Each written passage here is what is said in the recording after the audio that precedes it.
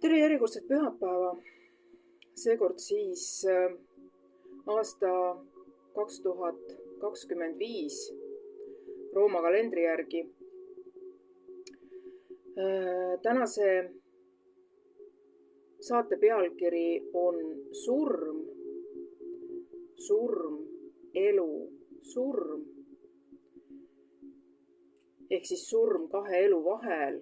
Nimetage seda, kuidas te ise soovite. Ja see teema ausalt öeldes tuli mulle täna jälle alles hommikul ja vaatasin sellist multikat nagu Orava lugu 2. Miks ma selle teema täna saateks võtsin? No esiteks see, eks ole, et otsisin teemat, teema anti ja nüüd siis püüame sellele teemale saate ümber joonistada.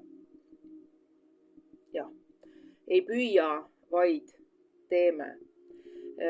Püüdmisega on asi selline, et kui me püüame istuda kahel näoga vastassuunda oleval toolil, siis see ei õnnestu. Tahame või ei taha, me ei suuda istuda kahel toolil korraga. Niisiis on oluline teha otsus ja minna selle järgi.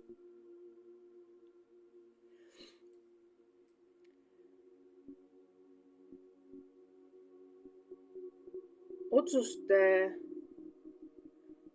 tegemist olen puudutanud ka enne eelmistes saadetes ja otsused on unistused, millel on pandud kuupäev. Ja natukene valetan praegu, mitte otsus, vaid eesmärk. Aga selleks, et seda eesmärki saavutada, peab sul olema eelnevalt otsus. Samune otsus, surm või muutus, aga samamoodi see jätkuda ei saa. Siit siis ka tänase saate nagu peamine mõte,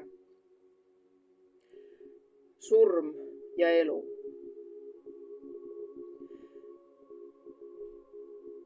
Mida me nimetame eluks? Me nimetame eluks või elamiseks tihtipeale seda, kui meil on hing sees, me oleme olemas, aga sellega asi piirdub. Ja surma selleks, kui see biokeemiline masin on lõpetanud oma tegevuse ja siis me leiame, et nii, nüüd on surm, see tähendab mitte midagi rohkemat ei tule ja nii ongi. Väga vale arusaam. Paljud inimesed mitte ei ela, vaid surevad aeglaselt. On tehtud nalja just selle võttega, et elu on haigus, mis lõpeb surmaga. Loogiline, eks? Kas ta nüüd just haigus on sugulisel teel edasi antud haigus, mis lõpeb surmaga? Nii oli see tegelik ütlus. Kas ta nüüd just otseselt haigus on, aga sugulisel teel see edasi antakse, ehk siis biokeemiliste masinate paljunemisfunktsioon. Aga kui me võtame nüüd elamist, sellist elementaarset elamist, selleks, et elada, selleks tegelikult on vaja luua. Eluenergia, seksuaalenergia, mitte seks, seksuaalenergia on meile antud selleks, et me looksime. Me oleme loojad. Me loome iseenda olemasoluga uut maailma. See uue maailma loomine on väga paljudele täiesti arusaamatu väärtus. Ma usun. Seda on võõras aru saada, see on midagi sellist uhuud. Aga kui te nüüd võtate, tuleme tagasi seesamma sellesse füüsilisse maailma ja mõtleme, mida tähendab loomine.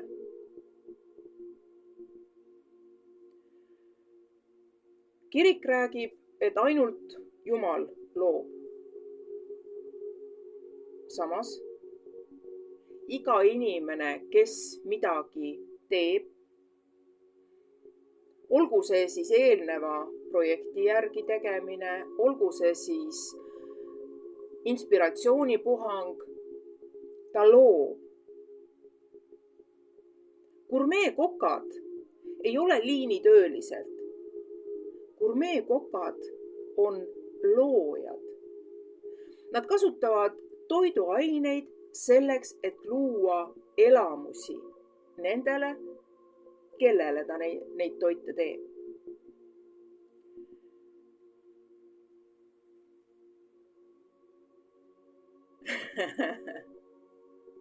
Hea küsimus. Aga et mida siis loob koristaja või siis kojamees? Me oleme harjunud mõttega, et kojamees nühib luuaga tänavat ja see on kogu tema tegevus. Kui te nüüd võtate natukene laiemalt seda asja, siis see roll, kojamees, on ellu toodud selleks, et luua puhtust, luua korda, luua esteetilist pilti. Seega, ka kojamees on looja. Loomulikult, kui seda tehakse niimoodi ülejala ja et ma pean seda tegema, siis ei ole sellel loomingu energiat, siis see on lihtsalt, ma isegi ei tea, looduses ei olegi sellist võrdlust, mida inimene suudab teha, et ma pean, ma lihtsalt teen. Aga kui sa nüüd võtadki seda, et ka selline peaaegu mitte midagi tähendav tegevus loob. Ta loob mingit väärtust.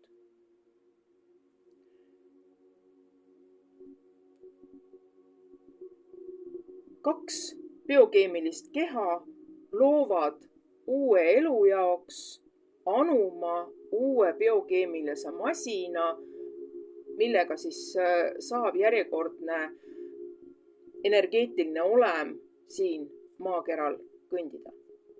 Ja samamoodi hakata looma oma asju, mis tema eesmärgis enne siia kehastumist oli. Miks on pealkirjas kaks justkui äärmuslikku elu ja surm?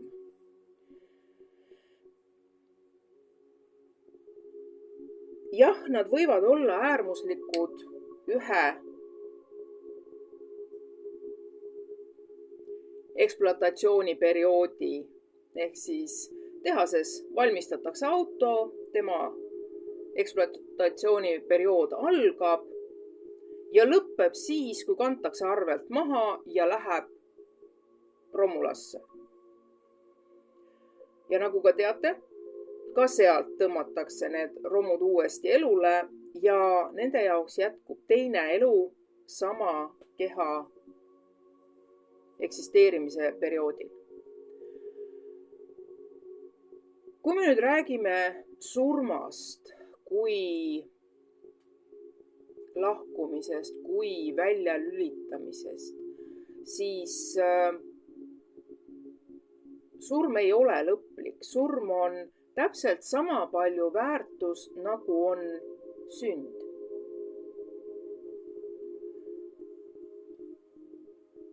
Me võtame sündi justkui rõõmuks ja surma põhjust kurvastada. Samas rõõm ja kurvastus ei ole üksteist välistavad. Siis miks me püüame teha elu ja surma vastuolulisteks asjadeks?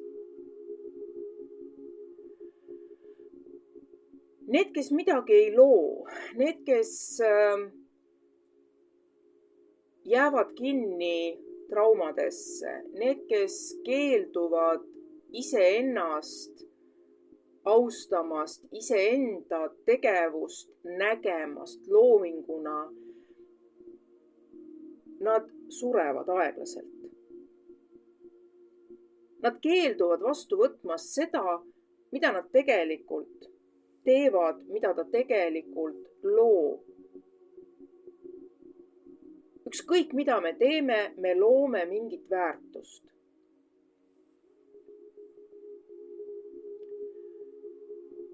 Ja väärtus ei seisne selles, kas teised meid vastu võtavad.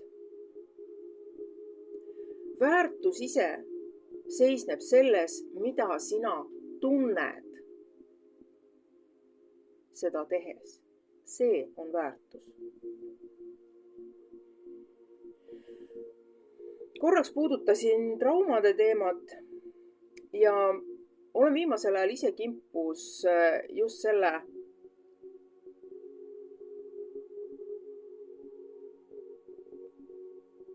hirmuga läbikukkumise ees või siis teisipidi võttes hirm edu ees.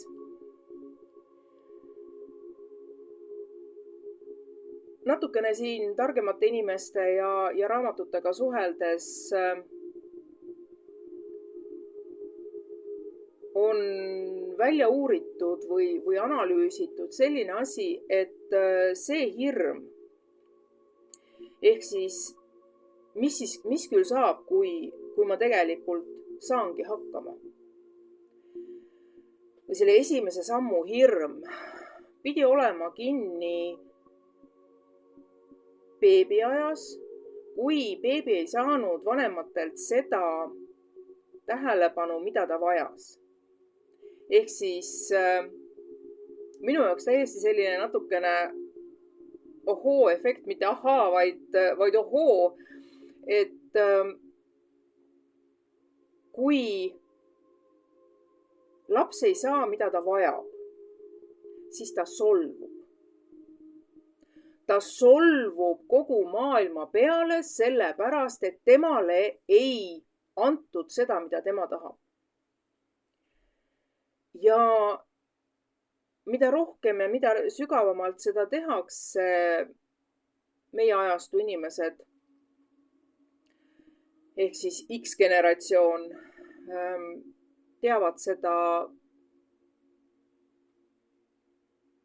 omast käest, sellepärast, et sel ajal ei olnud võimalust emadel lastega koju jääda, olla laste jaoks iga hetkega kohal, vaid põhimõtteliselt sa sünnitasid lapse ära ja sa jätkasid oma tööga.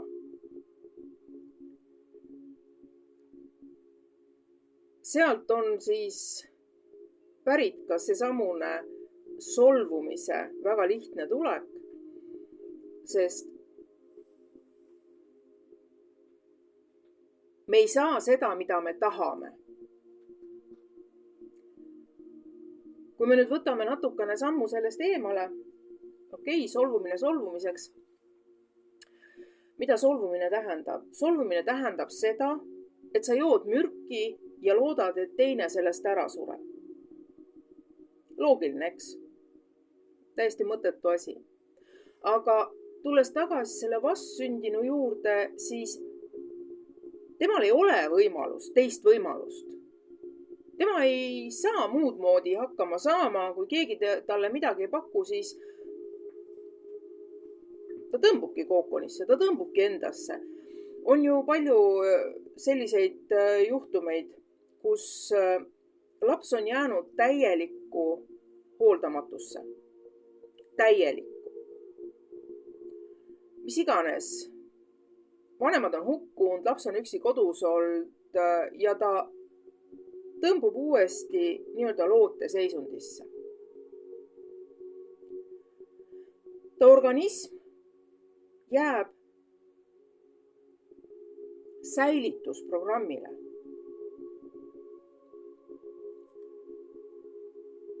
Siis, kui ta hakkab jälle saama seda hoolitsust ja süüa ja vett ja kallistusi, siis ta tuleb uuesti tagasi, aga kui palju see lapse mälu hoiab kaasas endal seda solvumist. See on nüüd see koht, kus tegelikult edasine elu saab meid aidata üle tulla ja mida tervem on ühiskond, mida tervem on see keskkond, kus kohas meid siis edasi aidatakse, siis seda lihtsam on sellega toime tulla. Kõige aluseks on jätkuvalt teema teadvustamine. Ma olen 50+ ja minu jaoks tekkis alles nüüd see, et tegelikult täiesti võimalik, et minus ongi see hirm selle pärast, et meil ei olnud võimalik pidevalt vanemate kaenlas olla või midagi. Et küll meid jäeti naabritädide valvata, küll me olime lastesõimes ja meil ei olnud seda konkreetset hoitud armastuse panust. Kas me peaksime sellepärast nüüd siis vihkama oma minevikku, oma vanemaid? Ei, kindlasti mitte. Nagu ma olen alati rääkinud, on igasugune õppimine seotud sellega, kui palju me teadvustame. Mis see on, miks see on, ja mis nüüd edasi? See, mis minevikus tehtud, seda me ei muuda. See, kuidas edasi, tähendab seda, kuidas me sellega hakkama saame ja kui palju on meis peale hakkamist just loomise vaatenurgast. Sellepärast, et kui me hakkame ennast tervendama, siis samamoodi me loome uut väärtust, me loome iseenda tulevikku ja me lõpetame selle aeglase suremise. Surm, mis lõpetab kehategevuse, ei ole lõplik. Sellest ka pealkiri surm, elu, surm. Vaid see on ühest punktist teise minek. Kui me sureme, meie keha lülitub välja, aga see energia, mis on see meie olem, mida on kunagi ka uuritud täiesti surijatega, kas oli kilo või oli poolteist kilo. Ehk siis see hetk, kui inimene veel elab,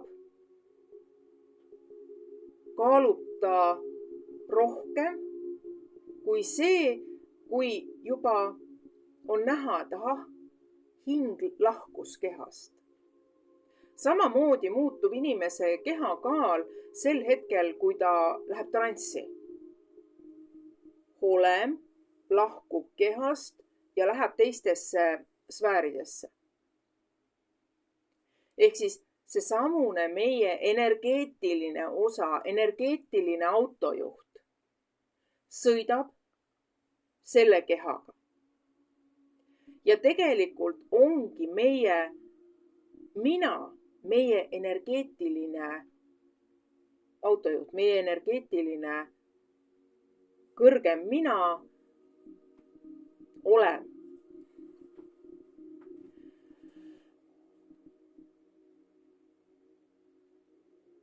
Võib-olla paljude jaoks läheb see keeruliseks, aga siit sellest samast edasi minnes keha lõpetab tegutsemise.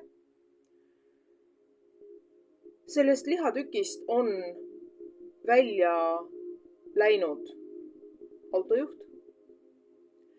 Ja see autojuht ei haju ära, vaid see autojuht läheb ja võtab järgmises reaalsuses, järgmises tasandis uue auto, selle tasandi jaoks füüsilise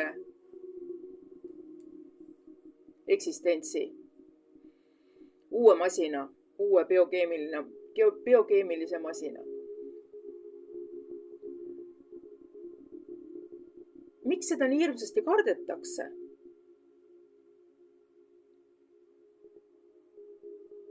Kardetakse just nimelt sellepärast, et see, mida ei tunta, see, mis on võõras, seda lihtsalt mõeldakse mingiteks jubedateks olukordadeks või parimal juhul siis kõigest on üks ühtlane pimedus ja mitte midagi seal ei ole. Ma ei ole sellega nõus juba sellepärast, et kui me arvame, et teistes reaalides ei ole mitte midagi, siis me ei näeks ka unenägusid. Ja on inimesi, see on päevakaja ja see on sellepärast sa elad päevasid asju läbi. Ja on ka selliseid unenägusid. Aga need, kes vähegi on enda elu eesmärgi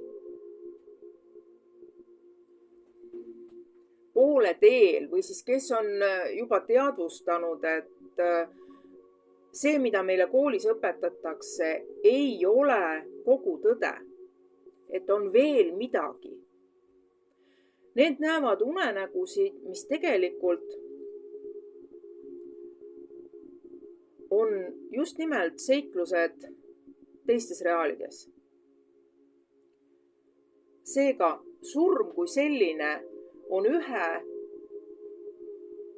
välja mahajätmine ja tegevuse alustamine uues tasandis. Olete kindlasti kõik näinud vähemalt esimest Avatari filmi, kus ongi sõjaväe labor, kus luuakse selle maailma olendite koopiaid siis, et saaks inimene oma teadvusega juhtida nüüd seda teist kuju, teist keha. Kui me oleme korraga mitmes dimensioonis ja meist paljud on seda, siis ongi see, et sa jääd magama siin ja sa ärkad teises reaalis ja tegutsed seal edasi. Väga tihti on mul endal olnud, olen kuulnud inimestelt just sellist, et ma jään üks hommik ärkan ülesse ühe une pealt, jään õhtu magama ja ma alustan seal unenägu just selle koha pealt, kus ma hommikul lõpetasin. Ehk siis täpselt seesama avatari teema. Sa vahetad oma liikumisvahendit.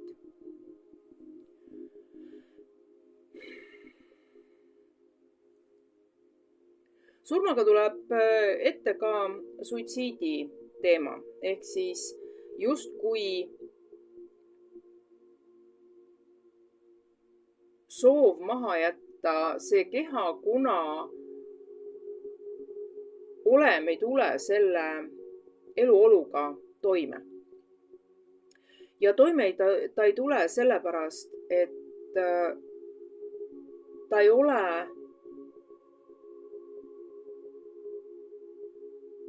varem või siis ka samal ajal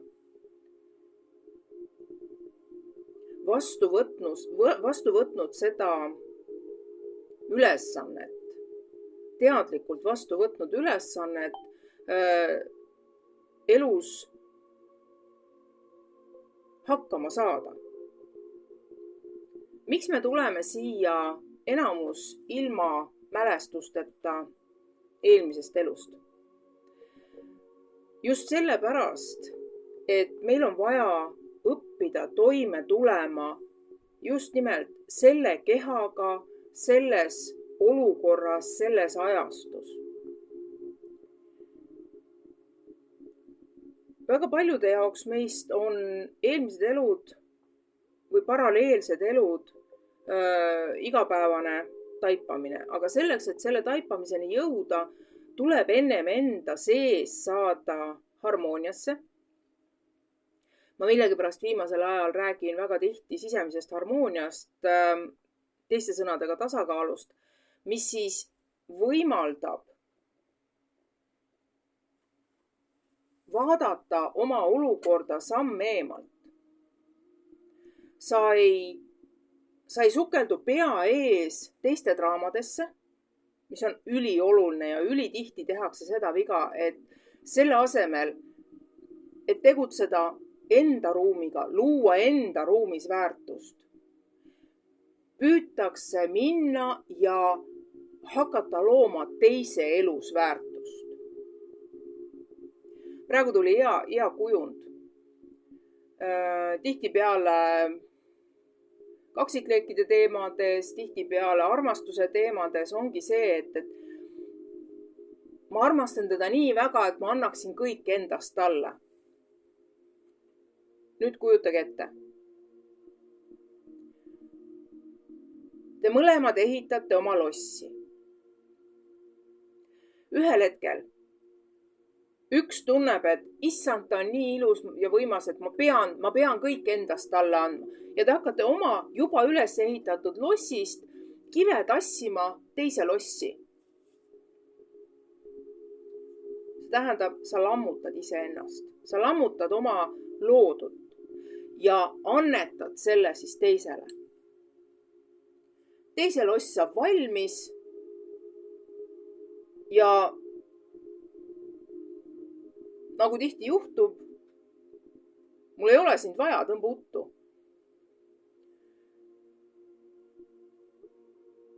Sul ei ole seda inimest, kelle nimel sa punnitasid.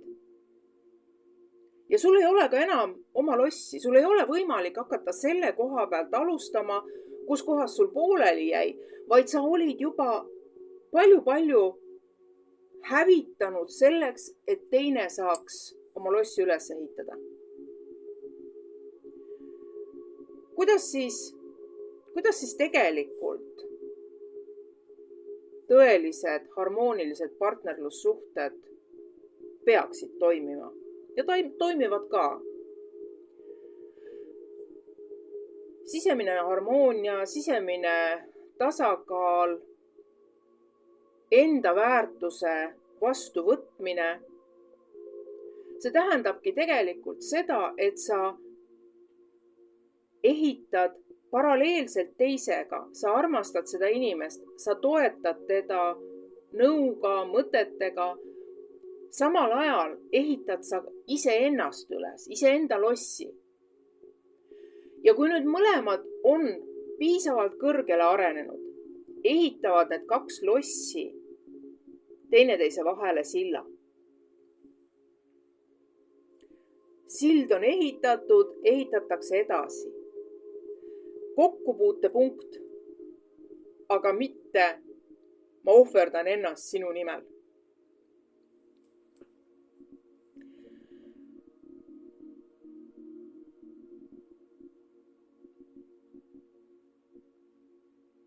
Just eile õhtu tõusis teema jälle selle kaksikleekide füüsilise koondumisega. See füüsiline koondumine saab toimuda ainult, korrutan, ainult siis, kui kumbki, kes oma lossi ehitab oma lossi ja jätkab ehitamist peale seda, kui on tekkinud see kokkupuude. Lõpetatakse oma losside ehitamine ja elatakse harmooniliselt, kuid mõlemad omas kehas, omade loomingutega. Kas te saate aru sellest, et kaksikleegi side ei ole paljunemiseks loodud. See ei ole paljunemiseks, see ei ole selle liigi alles hoidmiseks. See on lihtsalt energeetiline side, mis tähendab seda, et ühel hetkel on allikast väljunud olem kehastunud kaheks kehaks, sest tal on 2 korda nii palju ülesandeid, et ühe kehastusega, ühekordse kehastusega ta kõike seda lihtsalt ei jõua ära teha. Kui praegu sai kaksikleeke puudutatud, siis kaksikleegid on maailmas selleks, et õppida looma tingimusteta armastust. Just seda, et ma ei jäta oma lossi ehitamist sellepärast ära, et ma pean nüüd teda toetama. Ei. Ma armastan teda sellegi poolest, et tema ehitab oma lossi ja ma jätkan iseenda lossi ehitamist sellepärast, et ma armastan ennast. Tingimusteta armastus saab alguse ainult iseenda väärtuste teadvustamisest. Sa oled väärtus, sa oled osa loodusest, sa oled loodus. Seega, samamoodi nagu loodus loob iga kevad uut elu, lood ka sina iga päev midagi uut väärtust enda ellu. Ja kui keegi näeb, et sa teed midagi sellist, mis panustab sinu ellu, siis nad tahavad hakata seda järgi tegema. Ja sa ei tõmba seina vahele. Ei, te ei saa seda. Mul jääb vähemaks. Ei jää vähemaks. Kasvab. Ja kasvab läbi mille? Kasvab läbi kopeerimise. Need, kes näevad, et sinul läheb hästi läbi tänu sellele, mida sa teed, hakkavad sedasama tegevust, sedasama mõttemaailma, sedasama loomist tegema, jätkama enda elu väärtuste loomist ja sellega seda tekib rohkem, seda rohkem tekib tingimusteta armastust ja me ankurdame seda maale.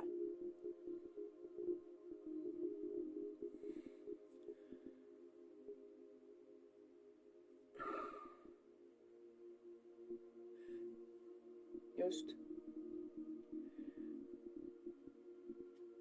Kaksikleegid, kes on tulnud just nimelt selle eesmärgiga, et tingimusteta armastust ja uut armastuse mudelit maale tutvustada, peavad selle kõigepealt iseendale selgeks tegema. Just nimelt sellepärast ongi meie elus päris korralikke raskusi, päris julme olukordi, just tänu sellele, et me peame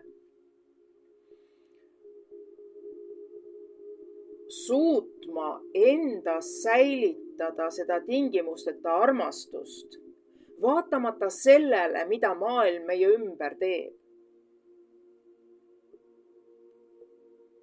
Mis on 12 suhtumise ja kohustuse üks punkt? Kaitse oma ruumi. Just nimelt sellega ongi see, et me ei tõsta neid müüre ülesse, ei. Aga kui sa tuled ja hakkad minu ruumi lõhkuma, siis me lööme sind välja.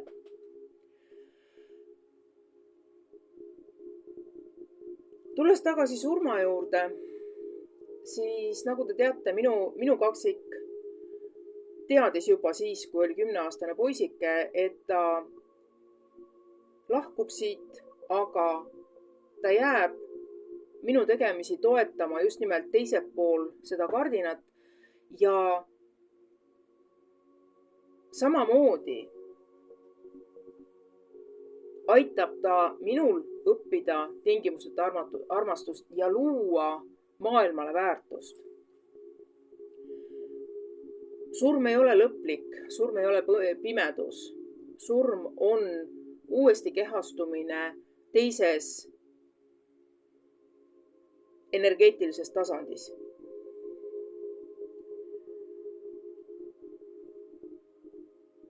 Me ei saa tegelikult teisi käskida ja keelata, et vot näed, sina pead midagi tegema. Ei.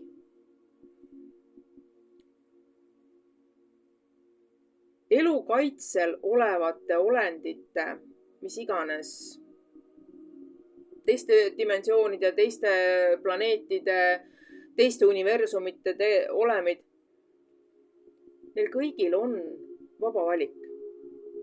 See, mis maal praegu toimub, on väga osavalt manipulatsiooniga inimestelt ära võetud vaba valik. Me anname ise justkui loa enda elu ärakasutamiseks, inimkatseteks, justkui oleksime andnud enda elu kellelegi toiduks. Kuid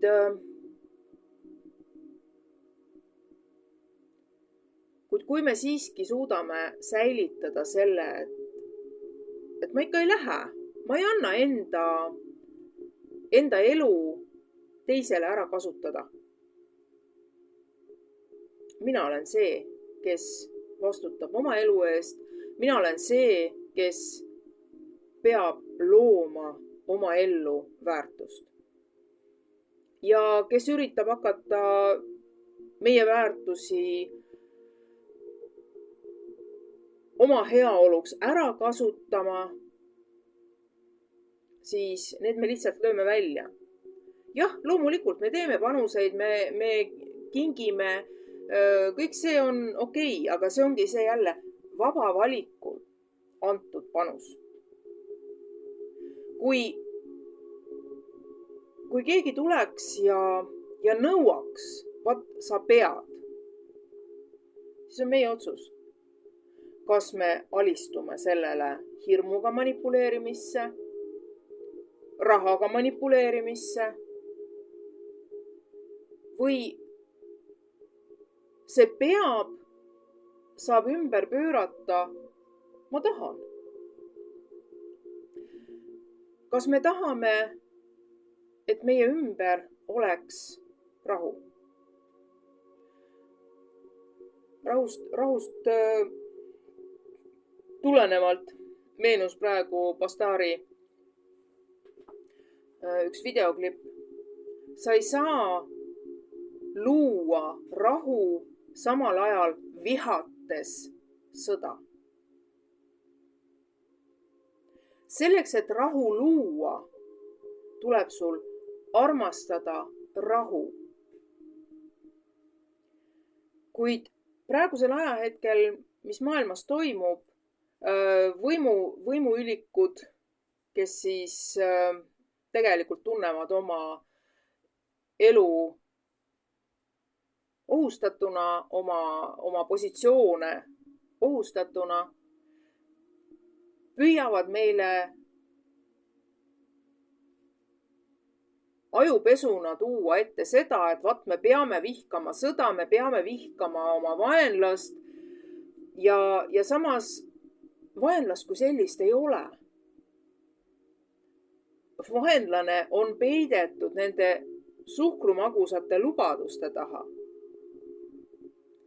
Ja kui me saame aru, et me peame lõpetama vihkamise, jah, me saame vihastada, me tohime vihastada, me peamegi vihastama.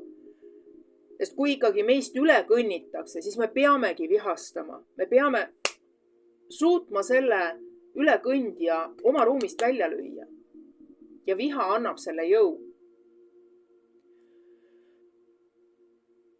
Ja kui me õpime armastama rahu, mida see teiste sõnadega tähendab? Sisemine harmoonia. Sa keskendud harmoonia loomisele. Sa teed kõik selleks, et see, mida sina maailmale lood, kannab harmooniat. Kui sa hakkad maailmale edasi andma oma vihkamist, oma halvustamist, võtaks kas või iseenda maha tegemist, siis halloo, mida sa tegelikult lood? See pole isegi mitte surma loomine, see on aeglase surma loomine. Kui sa ka õpid looma harmooniat iseenda sees, tehes seda kirega, elades kirega, ükskõik mida sa teed, olgu see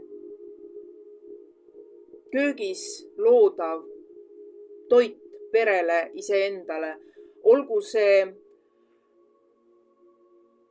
tänava pühkimine, olgu see lume lükkamine, praegu on lund parasjagu, et saab seda hakata harjutama, sest veebruaris tundub, et läheb see lumekiht meil paksemaks ja külmad tugevamaks. Aprillis peaks hakkama siiski juba kevade poole kiskuma. Ja kui sa teed ükskõik, mida sa teed, selle kirega, et sa lood harmooniat. Sa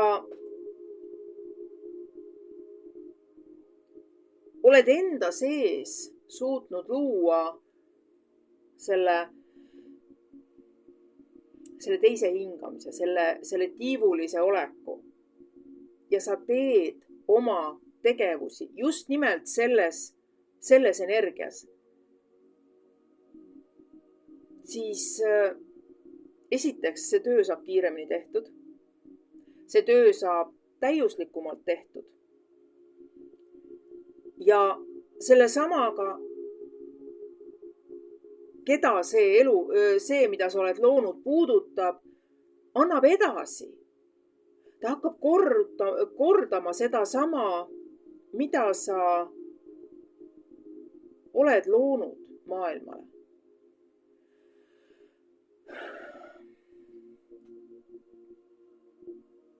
Samuti mõned päevad tagasi oli ühel õpilasel järjekordne tagasilangus ja selle asemel, et austada seda, mida ta on saavutanud, hakkas ta keskenduma järjekordselt sellele, et ei, tema ei oska veel mitte midagi, tema ei tea veel mitte midagi, tema ei saa olla midagi sellist, mis nüüd maailmale midagi annab. Ja seda energiat on palju. Aga kuna me oleme empaadid, siis me võimegi tihtipeale sellesse lõksu langeda. Ja lõks on see sellepärast, et me tunneme seda oma kehas, justkui oleks see meie oma.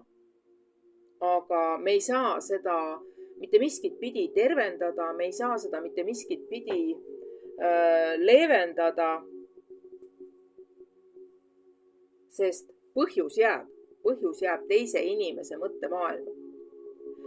Ja kui me nüüd saame aru, et oot, see ei ole minu oma.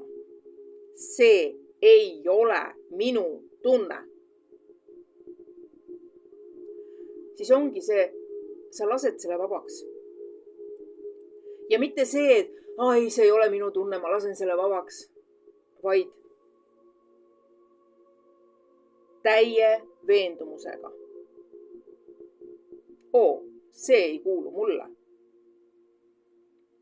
Minu keha, minu tunded, ülejääk läheb tagasi sinna, kus kohast ta tuli. Tõelise arusaamisega, et see, mida sa oled kuskilt korjanud, ei ole sinu oma. Sa oled transistorraadio, mis on hetkel häälestunud mingi jama energia peale. Kui see koht selgeks õppida, alles siis saad alustada tööd iseenda teemadega. Sest seni püherdad sa teiste draamades. Ja nagu me teame, teiste draamades elamine, see on lihtne, see on hea, see on mõnus. Kogu aeg mingi action käib. Aga samal ajal jätad sa iseennast kõrvale, sa eitad iseenda tõelist olemust, sa ei tööta oma eesmärgil ja tegelikult, kuna sa oled empaat, kuna sa oled hea inimene, siis need, kes selle draama üles keeravad, kasutavad sind lihtsalt ära. Lihtsalt, labaselt kasutatakse ära. Seega, teadvusta, mis toimub.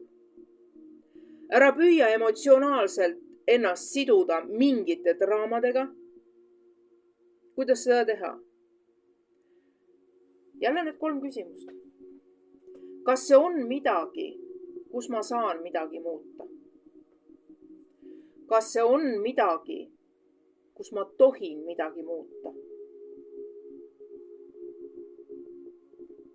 Ja 3. küsimus, mida ma tegelikult praegu teha saan?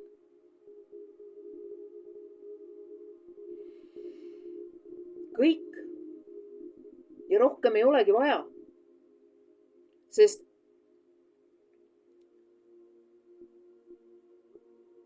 väga lihtne on elada teiste elu. Emad teevad tihtipeale seda viga. Püüavad elada oma laste elu.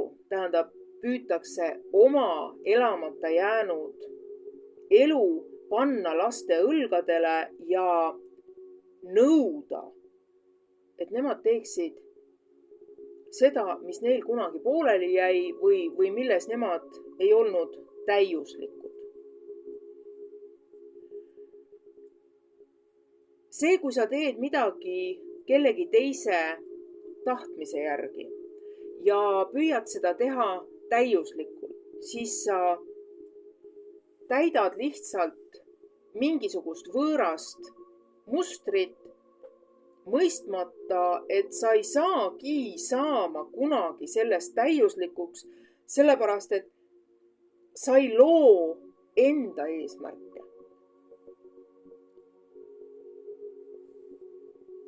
Kui sa ühel hetkel taipad seda, et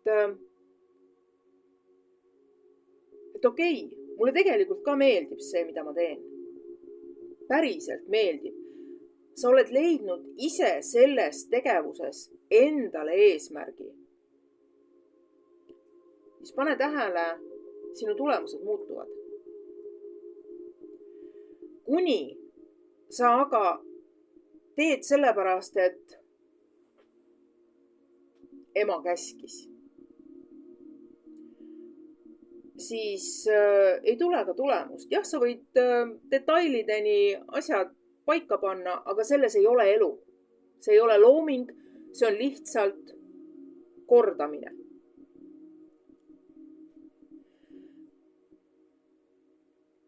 Selleks, et avada endas tõeline looming,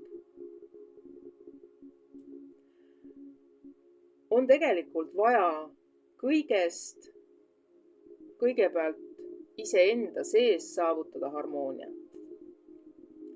Ja ei loe, et ühel hetkel tekivad tunded, et ei, ma ei ole mitte midagi väärt. See on esimene küsimus, kellele see tegelikult kuulub?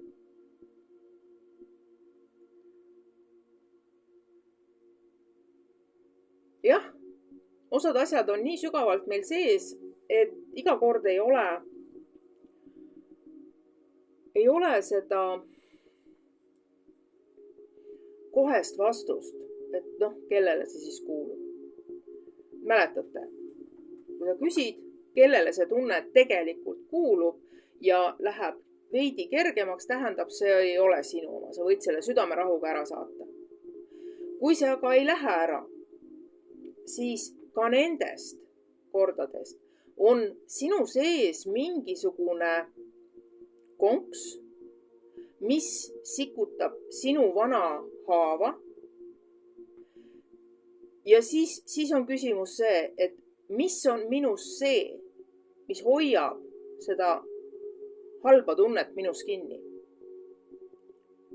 Mis on minus see, mis mind enam ei toeta. Ja sa lased selle minema. Sa saadad selle algloomesse tagasi ja lubad endal terveneda.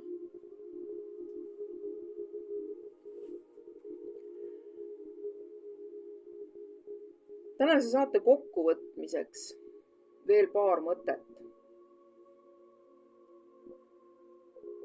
Elu ja surm on võrdsed partnerid.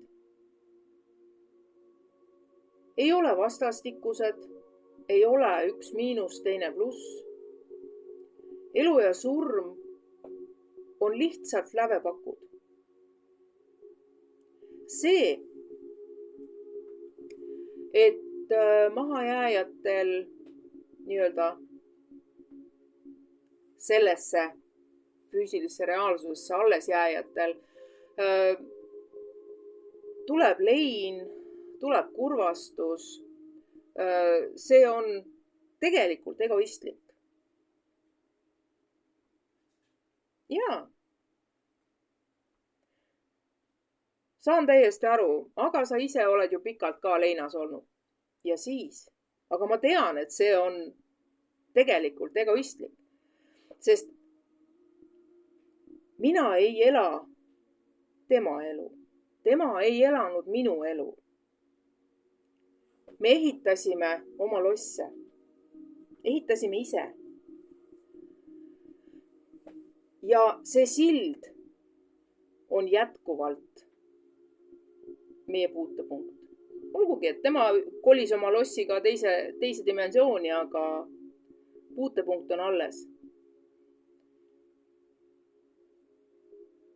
Miks inimesed vajuvad depressiooni?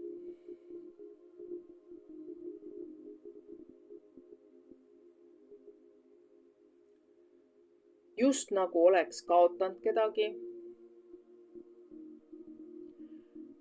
Just nagu on see meie reaalsuse tava.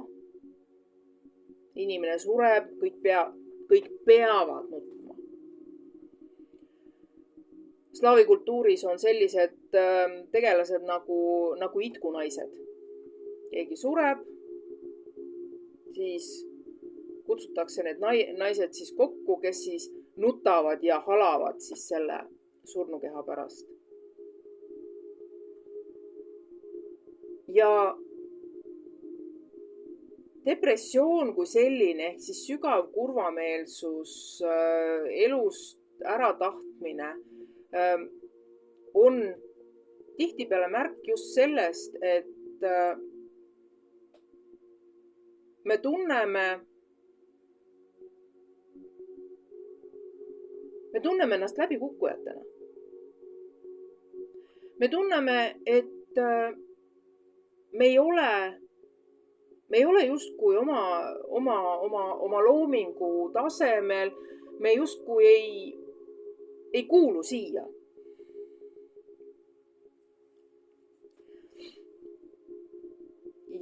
Ja kolmandaks, mida ma nüüd ise olen viimasel ajal avastanud, olen 27. novembrist alates kõrge antidepressantide doosi pealt ühe korraga maha läinud ja tegelikult asendasin selle oomega-3 rasvhapetega. Loomulikult kordi tugevama doosiga, kui on tervele inimesele soovituslikult ette nähtud. Ja muud vitamiinid, mida siis on saanud sinna kõrvale võtta ja ma võin öelda tõesti, et see viimane kuu, novembri lõpp, detsember, on läinud üllatavalt rahulikult. Olen teinud paaril korral katset minna tagasi siis selle normdoosi peale, mis siis on oomegast ette nähtud. Ja siis tunnen küll, et on just nagu tekib sihuke meeleolu langus. Kuid kui on sihukesed tavalised 2 kapslipäevad, siis ma isegi ei tunne seda meeleolu langust. Ja ehk siis selleks kolmanda punkti mõte on see, et meie meeleolud, meie hormoonid on tihtipeale kinni selles, kui palju meie organismis on selle biokeemilise masina käimas hoidmiseks vajalikke aineid, vitamiine, proteiine, valku, rasvu, suhkruid. Et siin tuleb enda jaoks see teha selgeks, et kui võtta vitamiine, siis kvaliteetseid, kui tarbida mingisuguseid lisaaineid, siis kvaliteetseid. Ei ole asi selles, et kui palju sa neid kokku ostad ja kui odavad nad on, vaid küsimus on selles, millest need tehtud on. On julmalt öeldud anorgaanilisi toidulisandeid ja on orgaanilisi toidulisandeid. Mis on mis? On igalühel endal avastada ja keda huvitab minu teekond, mille abil ja milliste toodete abil mina abi sain, siis võtke ühendust nii YouTube'i kommentaarides kui ka Facebookis olen täiesti olemas praegu veel. Et minu meiliaadress on olemas, on olemas Üksikhunt mõtiskleb blogis. Et tegelikult mind on väga lihtne üles leida. Küsimus on selles, kas te ise soovite tõeliselt endaga tööd tegema hakata. sellega ma siis lõpetan tänase juba maoaasta alguse saate. Aasta algab muidugi, kas oli 21. maoaasta just. Ja puumao iseloomustuseks on paljudest kohtadest tulnud veel selliseid ütlusi, et kui sa oled maoaastal loonud endale eesmärgi, siis selle eesmärgi täitmiseks veidi riskida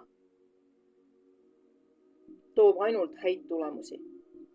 Samamoodi on maoaasta selleks, et maha lõigata vanad ahelad, mis on seni ennast meie külge imenud ja hoiavad meid tagasi absoluutselt kõigest, mis võiks meie tõelise loovuse, väärtuste loomise juures tagasi hoidnud. Ja kui sellest kõigest on vabanetud, siis võin öelda, et kui te alustate tõeliselt väärtuse loomisega, siis te ei saa eksida.